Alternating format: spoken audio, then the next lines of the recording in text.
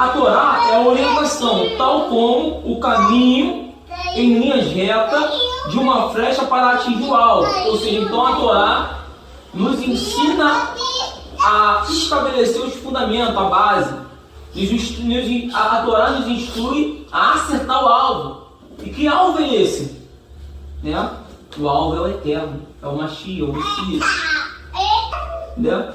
Então, enquanto a Torá significa instrução, referindo-se a tudo aquilo que o Eterno ensinou nos 5 primeiros livros da Bíblia, todos escritos por Moisés, as versões em língua portuguesa terminam traduzindo Torá por lei. Em verdade, a Torá é muito mais do que a lei de Yud-Vav-He, né, de Deus, por se relacionar com a sua eterna instrução, sabedoria e ensino, ou seja, com a sua própria palavra. Tem um texto que é muito profundo, que até eu quero ressaltar ele aqui agora. Estava ao seu lado como arquiteta, e era sua fonte diária de alegria, sempre feliz na sua presença. Esse arquiteto aí está se referindo à Torá. Ou seja, muitos disso, a tradição rabínica, muitos rabinos, ou até o Talmud diz que esse arquiteto era o próprio Mashiach, era o próprio Messias. A Torá é a própria sabedoria do Eterno. Então, antes de tudo do fundamento do mundo, ela já existia. Ela não vê algo existir depois que depois que o homem foi criado, não. Ou seja, a Torá é a própria sabedoria do Eterno. Aqui, ó. Para mim vale mais a lei que procede de tua boca do que milhares de ouro ou de prata. Então, a Torá é a palavra do Eterno, é a sabedoria do Eterno. Instrução, orientação, educar, ensinar, civilizar. Então, acertar o alvo, que é um sentido antigo. Né? Então você vê que é lindo o hebraico porque ele dá vários sentidos de palavras.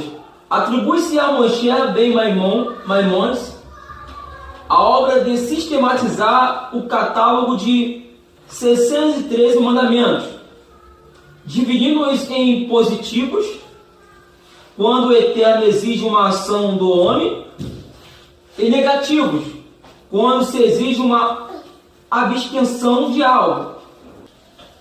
Explicam os rabinos que os 248 mandamentos positivos se referem ao número de ossos ou órgãos importantes do corpo humano, como se cada osso ou membro dissesse ao homem: cumpra um preceito comigo.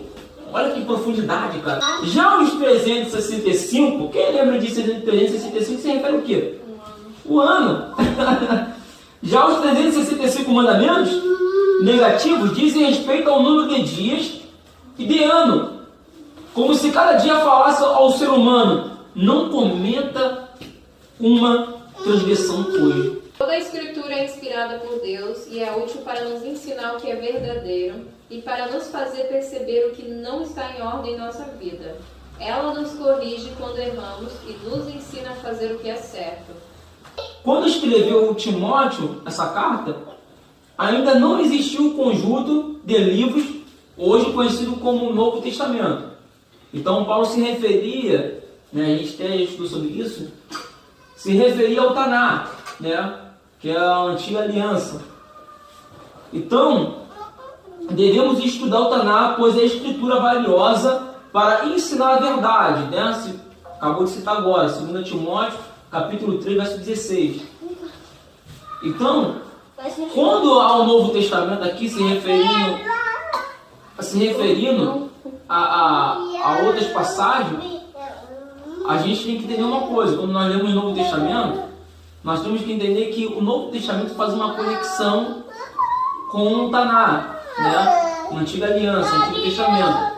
Porque não existia o Novo Testamento. E o Senhor ordenou que cumpramos todos estes decretos e temamos o Senhor, nosso Deus, para que Ele sempre nos abençoe e preserve a nossa vida como tem feito até hoje. Pois a nossa justiça estará em obedecermos cuidadosamente aos mandamentos que o Senhor nosso Deus nos ordenou. Então, foi desejo do Eterno que seu povo obedecesse a Torá para sempre. Todas as tuas palavras são verdadeiras. Os teus mandamentos são justos e duram para sempre. Então, os mandamentos de Deus não foi abolido. Ele dura para sempre, eternamente. Não acrescentem nada à lei que lhes estou dando, nem tirem dela uma só palavra. Guardem todos os mandamentos do Senhor nosso Deus. Então, existem muitas passagens que o Eterno estabelece estatutos para todas as gerações e para tudo sempre. Assim a lei vem de Deus, e o mandamento também vem de Deus. Diz o que é certo e é bom. Ou seja, a Torá é santa, né? Os mandamentos santos, justo e bom. Não existe nada de errado com a Torá que faça com que o Eterno queira aboli-la ou destruí-la. A lei do Senhor é perfeita e restaura a alma. Olha aí, restaura a alma. É Yeshua HaMashiach, Jesus Cristo, não trouxe uma nova Torá, né? Ele esclarece isso nitidamente no capítulo de Mateus, capítulo 5, verso 17, mas ensinou como o homem deveria interpretar e guardar a Torá, dada pelo Eterno, excluindo todos os mandamentos criados por homens legalistas e não por Elohim. Por tal razão, a Brit Hadashah, Novo Testamento, chama a Torá de Torá do Messias, Gálatas capítulo 6, verso 2, ou seja, a Torá verdadeira que nada tem a ver com a Torá ensinada por falsos mestres. Estes existem até hoje e são especialistas em distorcer a palavra do Eterno, apesar de nunca admitirem isto. Ajudem a levar os fardos uns dos outros e obedeçam desse modo a lei de Cristo. Olha aí, olha que profundidade, que lindo. Gálatas capítulo 6, 2 ensina que a Torá do Messias, ou seja, a Torá, como que ensina a Torá aí? Carregar o cargo uns dos outros, o fardo. Se o fardo estiver pesado do teu irmão, ajuda ele, estende a mão para ele. E hoje nós vemos que existe um amor hoje helenístico, um amor de mero sentimento, que na verdade na prática não é exercido dessa forma. Uma ilusão, né? É óbvio que o Eterno não daria mandamentos com o intuito de castigar o homem pela desobediência. Claro que não. Este mandamento que hoje lhe dou não é difícil demais para você, nem está fora do seu alcance. Peraí, não é difícil para você e não está fora do seu alcance. Não está guardado no céu, tão longe que vocês tenham de perguntar: quem subirá ao céu a fim de trazê-lo até nós aqui embaixo, para que possamos ouvir e obedecer? Não está guardado além do mar, tão distante que vocês tenham de perguntar: quem atravessará o mar a fim de trazê-lo até nós, para que possamos ouvir e obedecer? Não, a mensagem está bem perto, está em seus lábios e em seu coração, para que possam obedecer. Então está onde? Nos nossos lábios, no nosso coração. O Eterno botou dentro do nosso coração. Há uma bússola, lembra que a gente estava conversando aquele dia? Há uma bússola dentro de nós? Como se observa facilmente no texto acima. O próprio Eterno afirma que a Torá pode e deve ser cumprida. Então nós conseguimos refutar esse ensino falso, distorcido, de que ninguém é capaz de cumprir o mandamento de Deus. É mentira. Ele nunca pecou, mas ele foi tentado. Para mostrar que o homem pode vencer também a tentação. Yeshua conseguiu observar a Torá mesmo sendo tentado, apesar de sermos imperfeitos. Não devemos nos esforçar para guardar o máximo possível da Torá, lembrando-se que podemos derrotar a tentação, pois Elohim não permitirá que vocês sejam tentados além do que podem suportar, né? Tem pessoas que falam: eu amo Deus, né? Eu já ouvi muito isso. Eu amo Jesus, mas não guardo mandamento nenhum. É mais fácil passar o céu e a terra do que cair um tio sequer da lei. Isso. Agora eu faço uma pergunta. Já passou o céu e a terra? Se esse cidadão distorcer a palavra do Eterno em tal ponto de transformá-la em outra palavra, isto equivale à invalidação da primeira. Isto é um fenômeno que ocorre até mesmo no dia de hoje, pois há líderes religiosos que ensinam erroneamente. Lembrando? Lembra do sentido que o nome da Torá significa, o vocábulo da Torá? Lembra o sentido de ensinar, educar? Civilizar, acertar o alvo. Não vir para abolir equivale a não vir ensinar incorretamente a Torá e a expressão mais para cumprir, tem um sentido de lecionar a Torá da forma adequada. Eis uma tradução interpretativa da mensagem do Mashiach em capítulo de Mateus, capítulo 5, verso 17. Não pense que eu vim distorcer a Torá e os profetas.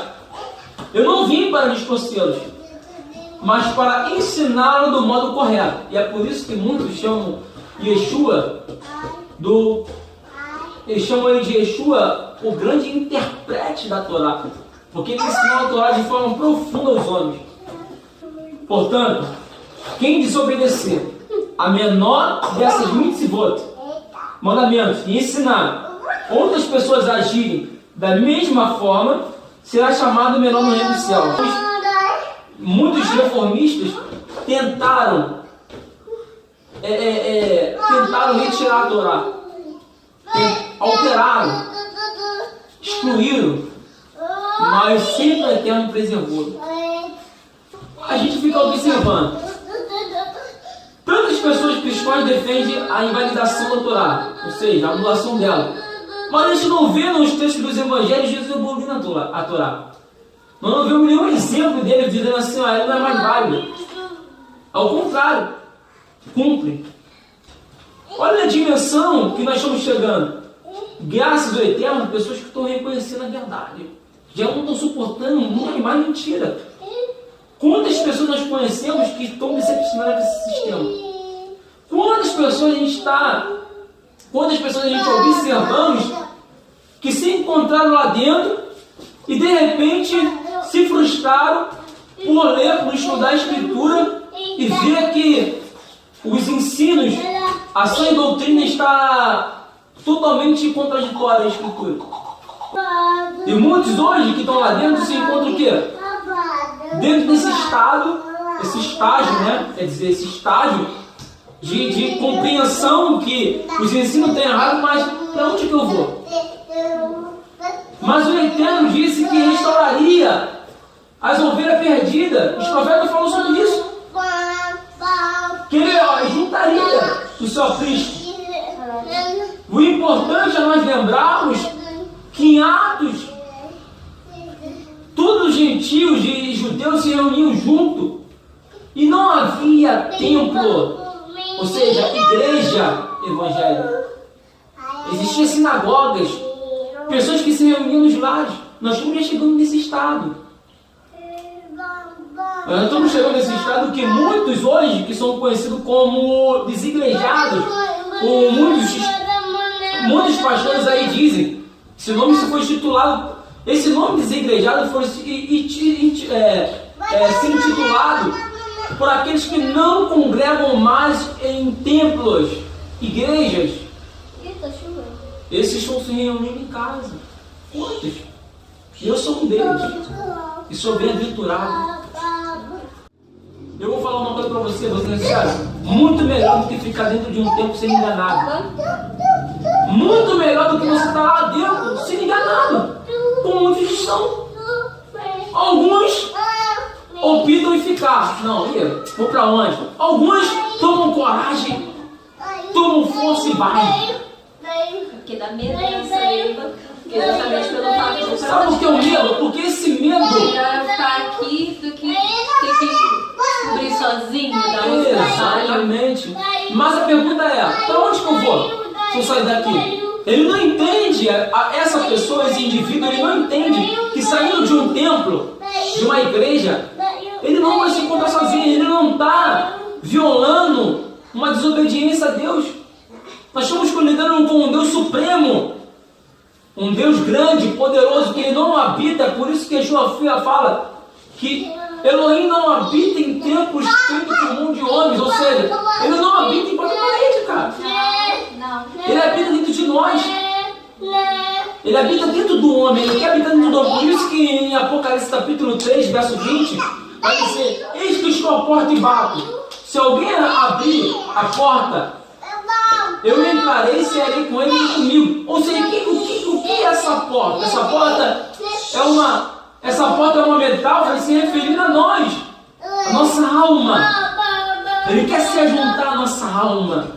Ele quer restaurar a nossa alma. Ele quer estar dentro da gente. Porque eu vou te falar, vou ser sincero, num mundo tão crônico e tão perverso, maldoso que nós vivemos, aonde o inimigo desse governo, porque o próprio Yeshua afirma para os discípulos que o governo dele não era desse mundo, que o governo desse mundo já é do maligno. Por que já é do maligno? Porque quem governa esse mundo é o maligno, não é Yeshua. Por mais que Deus, olha só, por mais que Deus tenha a sua supremacia, por mais que Deus tenha o controle sobre a humanidade, mesmo assim Ele deixa a humanidade exercer seu livre-arbítrio para decidir amá-lo de forma voluntariamente. Então vamos lá, vamos pensar. Será que ela vai me amar estando presa, estando acorrentada? Tem como você amar alguém preso, você acorrentando? Você obrigando a pessoa a amá-lo? Tem como isso? Será que a pessoa realmente vai te amar? Você prender ela?